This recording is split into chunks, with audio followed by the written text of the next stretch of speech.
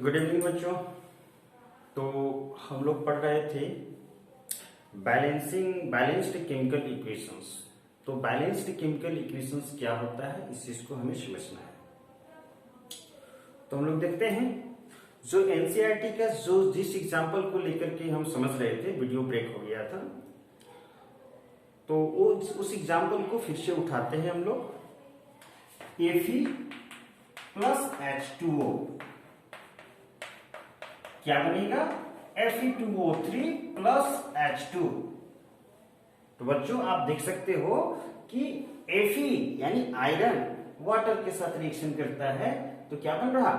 Iron oxide और hydrogen gas. अब इसमें देखते हैं कि रिएक्टेंट साइड में आयरन हमारे पास कितना है? आयरन एक एटम है। प्रोडक्ट साइड में आयरन के एटम्स कितने हैं? तो 2 एटम्स हैं। तो आयरन यहां तो इम्बैलेंस्ड है, आयरन के एटम्स का नंबर इक्वल नहीं है। चलिए हाइड्रोजन का देखते हैं, तो 2 है, यहां भी 2 है, तो इक्वल है हाइड्रोजन एटम्स। ऑक्सीजन के एटम्स की बात करते हैं, तो ऑक्सीजन के एटम्स यहां पर 1 है और यहां पर ऑक्सीजन एटम्स कितने हैं? 3 है। यानी कि आयरन के एटम्स बैलेंस्ड नहीं है और ऑक्सीजन के एटम्स बैलेंस्ड नहीं है। तो क्या करना है? बैलेंस करना है। तो चलिए बैलेंस करते हैं। देखिए आयरन यहां 2 एटम है, तो क्या करेंगे? यहां पर भी 2 लगा देंगे, तो आयरन 2 एटम्स हो गए। आगे देखते हैं ऑक्सीजन का, तो ऑक्सीजन यहां पर है 1 एटम, यहां पर कितने हैं बच्चों? 3 एटम। तो उसके लिए हम क्या कर सकते हैं? यहां 1 एटम है हमारे पास और यहां पर 3 एटम है हमारे पास, तो इसे हम बैलेंस करने के लिए क्या करेंगे? इसे बैलेंस करने के लिए यदि आप यहां पर 3 लगाना चाहते हो, लगा करके देखते हैं, ट्राई करते हैं कि किस तरह से बैलेंसिंग होता है। देखिए क्योंकि सोचे आपकी कैसे जाएंगी वो भी देखना है। तो कैसे हम ट्राई कर सकते हैं, कैसे सोच सकते हैं किसी चीज को, वो मैटर करता है हमारे लिए। तो देखते हैं यहां पर 3 एटम है, तो हम यहां पर भी 3 एटम कर दिए। तो इस तरह से ऑक्सीजन हमारे पास क्या हो गया? 3 एटम हो गया। हाइड्रोजन की संख्या देखते हैं, तो हाइड्रोजन हमारे पास क्या हो गया? 3 2 जा 6। और हाइड्रोजन यहां पर क्या है बच्चों? 2 एटम। तो क्या करें? तो देखिए इसके लिए आपको यहां पर 3 लगा देना होगा, तो 3 2 जा 6 हाइड्रोजन एटम्स हो गए। क्लियर है मेरी बातें सभी को? तो सबसे पहले तो आयरन को हमने बैलेंस किया। आयरन यहां 2 एटम था, 2 लगा दिया, क्लियर हो गया। हाइड्रोजन ऑक्सीजन यहां 3 था, यहां 3 लगाया, तो 3 हाइड्रोजन हो गया। अब ऑक्सीजन 3 हो गया। अब हाइड्रोजन के एटम्स के देखते हैं, तो यहां 3 2 जा 6 हाइड्रोजन हो रहे हैं, सामने 3 लगा दिया, तो इस साइड भी 6 हाइड्रोजन हो गए। तो इस तरह से हमारा ये बैलेंस्ड हो गया। अब अगले एग्जांपल्स की तरफ चलते हैं और कुछ एग्जांपल्स को लेते हैं जिसमें हम लोग बैलेंसिंग समझते हैं अच्छी तरह से। तो सारे एनसीईआरटी के क्वेश्चंस और एग्जांपल्स को हम लोग लेकर के चलेंगे। एक और देखते हैं, Zn plus H2SO4 ZnSO4 plus H2, ये तो बैलेंस्ड है। जो बैलेंस्ड नहीं है उसको देखने की कोशिश करते हैं।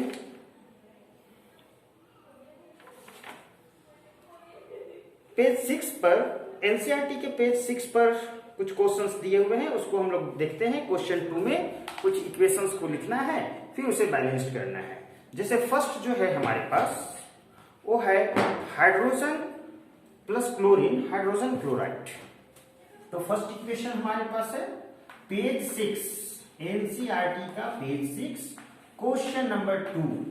इसका फर्स्ट है hydrogen plus chlorine, hydrogen chloride बना रहा है। अब इसको बैलेंस करना है। इस साइड में देखिए कितने एटम्स हैं हाइड्रोजन के? 2 एटम्स हैं। इस साइड में हाइड्रोजन कितने एटम्स हैं?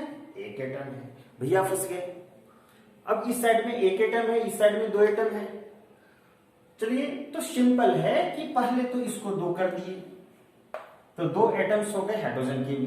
देखिए एक बात का ध्यान रखेंगे आप कि कभी भी आप ऐसे नहीं लगाएंगे, बेवकूफ जैसा काम नहीं करेंगे कि यहां 2 लगा दिए। तो आप पूछेंगे कि सर ऐसा क्यों नहीं कर सकते हैं? क्योंकि आप इस तरह से आप एक H2Cl, ये कोई नया कंपाउंड बना रहे हैं क्या? HCl जो होता है उसके एक मॉलिक्यूल में हाइड्रोजन के एक एटम और क्लोरीन के एक एटम ही होते हैं।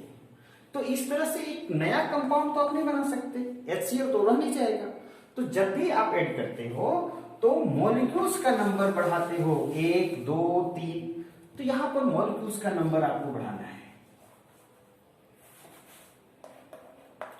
तो इसको आपने 2 कर दिया, तो H2 यहां भी कितने हो गए, हाइड्रोजन 2। अब क्लोरीन को देखते हैं तो क्लोरीन यहां पर 2 है और यहां भी क्लोरीन आपका 2 है। इस तरह से सिर्फ एक चेंजेस करने पर बैलेंस्ड हो गया। चलिए बढ़ते हैं और नेक्स्ट क्वेश्चन को देखते हैं। क्वेश्चन नंबर 2 क्या है? क्वेश्चन नंबर 2 क्या है? क्वेश्चन नंबर 2 है barium chloride plus aluminium sulphate. तो जो दिया है उसको देखते जाते हैं। बेरियम क्लोराइड, क्वेश्चन नंबर 2 का सेकेंड है barium chloride plus aluminium sulphate क्या बना रहा है? तो barium sulphate plus aluminium chloride, ये तो क्लियर है। ये क्या बनेगा? बेरियम सल्फेट, यहाँ ये इससे रिएक्शन करेगा तो हमारा क्या बनेगा? बेरियम सल्फेट बनेगा। प्लस ये एल्युमिनियम क्लोरीन से रिएक्शन करेगा तो एल्युमिनियम क्लोराइड बनेगा, है ना, AlCl3। ओके, तो इसको हमें बैलेंस करना है। तो BaCl2, यहां पर बेरियम कितना है? बेरियम एक एटम है। प्रोडक्ट साइड में बेरियम देखते हैं कितने एटम्स हैं, तो प्रोडक्ट साइड में हमारे पास एक एटम है, तो बेरियम तो बैलेंस्ड है। आते हैं सेकेंड, क्लोरीन है। क्लोरीन यहां कितने एटम्स हैं? तो 2 एटम्स हैं। इस साइड में क्लोरीन देखते हैं तो कितने एटम्स हैं? 3 एटम्स हैं। बैलेंस नहीं है, तो क्या करेंगे? यहां 2 एटम्स हैं रिएक्टेंट साइड में, प्रोडक्ट साइड में क्लोरीन 3 एटम्स हैं, तो कितना बनाए? 2 और 3 का आप एलसीएम लेते हो तो कितना आता है? 6। ओके, तो 6 दोनों साइड को बना दिया जाए तो यहां पर 3 कर देंगे तो 3 2 जा 6 क्लोरीन हो जाता है। और यदि आप यहां पर देखो 2 कर देते हो तो 3 2 जा 6 क्लोरीन हो जाता है, दोनों साइड बैलेंस्ड हो जाता है। सही है? समझ में आ रही है बातें सभी को? बिल्कुल अच्छी तरह से समझ में आनी चाहिए बातें। आइए अब बेरियम की बात करते हैं। तो बेरियम तो, क्लोरीन तो हमारा बैलेंस्ड हो गया बच्चों, लेकिन एक नजर जरा दौड़ा कर देखिए कि बेरियम क्या इम्बैलेंस नहीं हो गया? बेरियम यहां 3 हो गया और यहां पर क्या है? 1 ही है। तो बेरियम को भी बैलेंस करना होगा, यहां लगा दो 3, तो आपके पास क्या हो गया? 3BaSO4। अब नेक्स्ट देखते हैं एल्युमिनियम पर। एल्युमिनियम जो है 2 एटम है, यहां एल्युमिनियम 2 एटम है, बैलेंस्ड है। ओके, सल्फर को देखते हैं। सल्फर 3 1 जा 3 एटम है, यहां सल्फर 3 1 जा 3 एटम है, बैलेंस्ड है। ऑक्सीजन 3 एटम है और यहां ऑक्सीजन 4 3 जा 12 एटम है। एक minute, this is SO4 hold. Okay, so oxygen 4 3 जा 12 एटम है और यहां भी ऑक्सीजन 4 3 जा 12 एटम है। तो इस तरह से हमारे पास सारे बेरियम जितने भी एलिमेंट्स हैं उसके number of atoms reactant side में और प्रोडक्ट साइड में इक्वल हो गए। बेरियम है, क्लोरीन है, एल्युमिनियम है, सल्फर है, ऑक्सीजन है, सभी के एटम्स दोनों साइड में इक्वल हो गए। तो इस तरह से हमारा ये क्वेश्चंस कंप्लीट हुआ। आइए अब नेक्स्ट देखते हैं क्वेश्चन को। ध्यान रखेंगे कि हम पेज जो भी नए आए हैं, पेज 6 के क्वेश्चन 2 को अटेम्प्ट कर रहे हैं और ये हमारा थर्ड उसमें जाएगा। थर्ड देखते हैं, सोडियम प्लस वाटर। ठीक है, तो यहां है सोडियम प्लस वाटर, क्या बनाएगा? सोडियम हाइड्रोक्साइड और प्लस हाइड्रोजन गैस। इसको बैलेंस करना है। तो सोडियम देखते हैं 1 एटम है, इस साइड में कितना है बच्चों? यहां भी 1 एटम है। ओके, हाइड्रोजन देखते हैं 2 एटम है, यहां पर हाइड्रोजन कितना है? 2 एटम यहां और 1 एटम यहां, 3 एटम्स है। ओके, 1 मिनट मुझे मैं वीडियो चेक कर लेता हूं whether it is in continue form और not.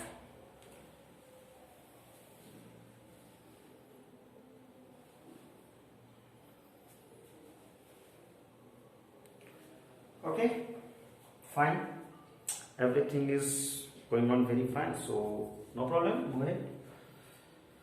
So sodium is already balanced.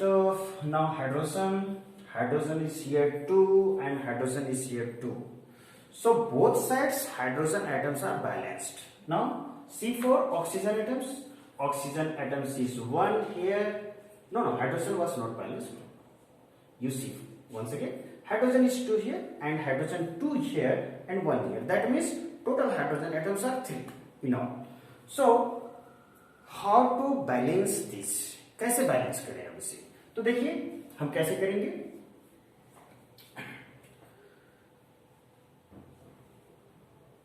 पीछे वाले क्वेश्चंस में हमने जो देखा कि एक तरफ 2 था, दूसरी तरफ 3 था, यानी लेफ्ट हैंड साइड में हमारा 2 था, कोई एक हमने देखा था ना, और रिप्रोडक्ट साइड में क्या था, 3 था.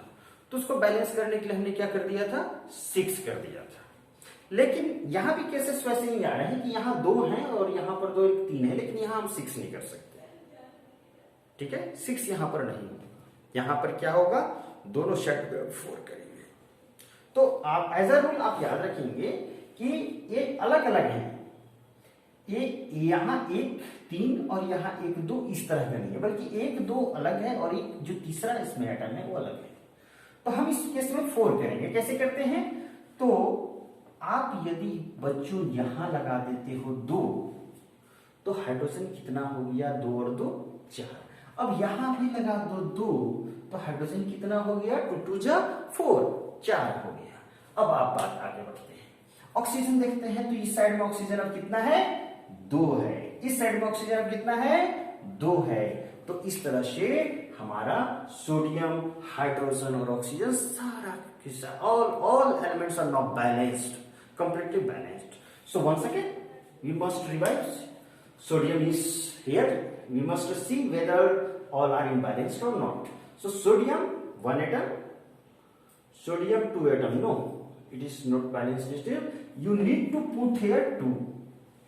So तो एक बार क्रॉस चेक करना आपको जरूरी होता है, क्योंकि जब आप क्रॉस चेक करते हो तो कहीं फॉल्ट तो नहीं कर रहे हो, तो उससे आपको क्लियर हो जाती है. Now sodium 2 atom, hydrogen 4 atom, hydrogen 2 and 2 4 atom, oxygen 2 atom, and here oxygen 2 atom. So now everything is balanced. Move ahead with the next question, question number 3.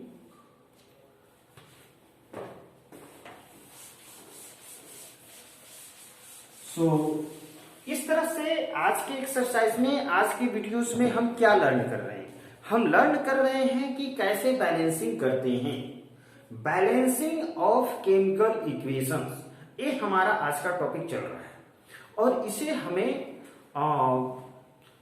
अच्छी तरह से आज समझ लेना है कि बैलेंसिंग कैसे करते हैं. और जो भी मैं आपको इक्वेशंस लिख रहा हूं आपके एनसीईआरटी के हैं. चलिए नेक्स्ट देखते हैं बच्चों. So question number 3 and the first is solution of barium chloride and sodium sulfate. 1 minute.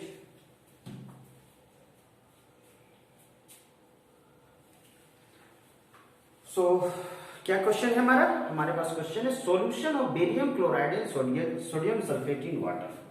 Barium chloride BaCl2 and what is that, sodium sulfate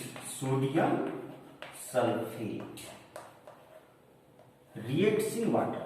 question कर रहा है बच्चों कि reacts in water, that means कि वो aqueous फॉर्म में है. ऐसा आपको नहीं करना है कि यहां प्लस में H2O लिख देना है. रिएक्ट्स इन वाटर का मतलब है कि जो ये है वो सॉल्यूशन फॉर्म में है, तो वहां वाटर के लिए प्लस में H2O देने की जरूरत नहीं है आपको, उसकी यहां पर नहीं बात. नेक्स्ट हमारे पास इसमें क्या प्रोडक्ट बन रहे हैं, तो आप देख सकते हो क्या प्रोडक्ट बन जाएंगे.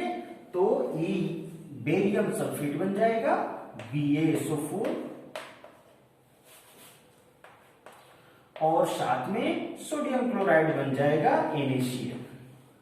तो इस चीज को बनाते हैं हम, देखते हैं कैसे होगा बैलेंस्ड. चेक करते हैं. बेरियम यहां 1 एटम, बेरियम प्रोडक्ट साइड में भी 1 एटम बैलेंस्ड है. क्लोरीन 2 एटम, क्लोरीन यहां पर 1 एटम है. तो सबसे पहले तो यहां पर 2 कर दो भैया मोरे. जब 2 कर दिया आपने तो क्लोरीन कितना हो गया, क्लोरीन इस साइड भी हो गया 2 एटम्स, इस साइड भी 2 एटम्स, तो बैलेंस्ड हो गया। अब आइए यहां सोडियम कितने एटम्स हैं? 2 एटम्स। यहां पर चेक करते हैं तो अब जो हमने जो चेंजेस लाए, चेंजेस लाने के बाद सोडियम यहां भी हो गया 2 एटम, तो दोनों तरफ बैलेंस्ड। सल्फर की बात चेक करते हैं, सल्फर 1 एटम, यहां पर सल्फर कितना?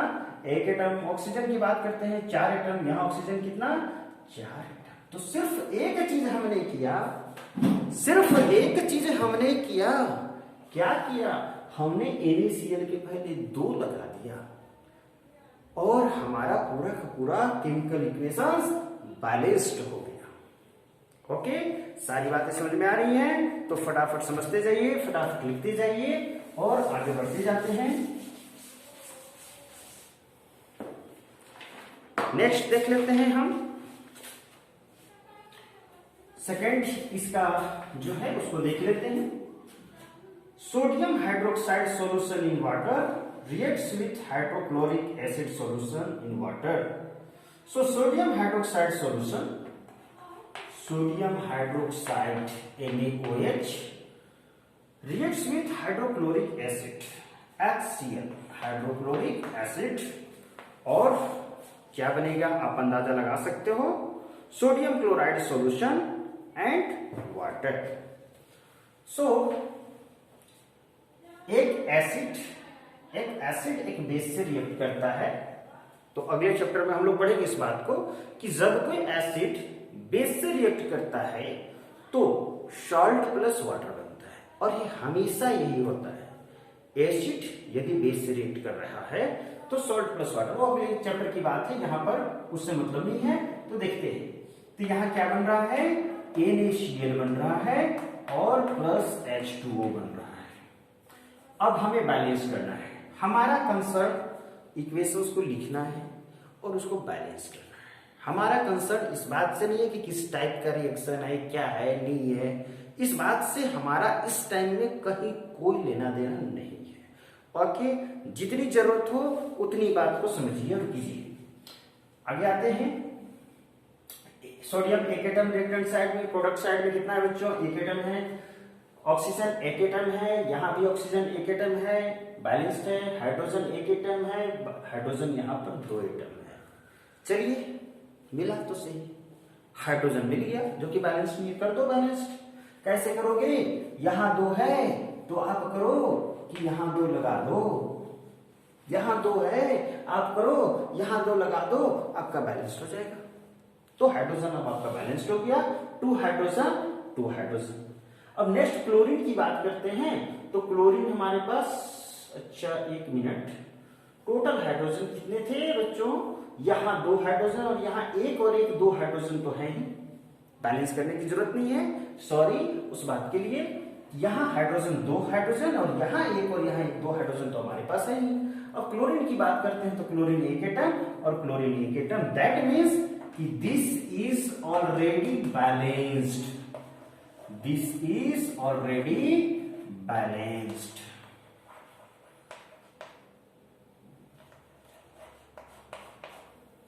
तो आपको कई दफा ऐसे केमिकल इक्वेशंस मिलेंगे जो कि पहले से बैलेंस्ड कंडीशंस में रहेंगे।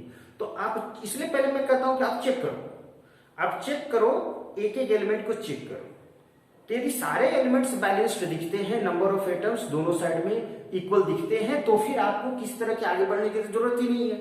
You can write then that this is already balanced. तो बच्चों ठीक है, हमने बैलेंसिंग करना सीखा, हमने करीब 6-7 इक्वेशंस को सीखा, और इन 6-7 इक्वेशंस के हेल्प से आपको सारी चीजों को प्रैक्टिस करते हुए इस चैप्टर के एक्सरसाइज में बहुत सारे इक्वेशंस दिए हुए हैं और उसको आपको बनाना है। जितने मैक्सिमम से मैक्सिमम आप क्वेश्चंस को बना सको। देखो, जो मेथड है, इस मेथड का नाम है ट्रायल एंड एरर मेथड, ठीक है? तो ट्रायल एंड एरर मेथड नाम है, यदि मैंने स्टार्टिंग में आपको नहीं बताया तो आप जान लीजिए, इस मेथड का नाम है ट्रायल एंड एरर। बताने की कोई जरूरत नहीं समझी इसमें। तो आपको ट्राई करना है, एरर होगा, फिर ट्राई करना है, फिर एरर होगा। ओके, तो आप प्रयास करें। I hope you have understood well. So thanks for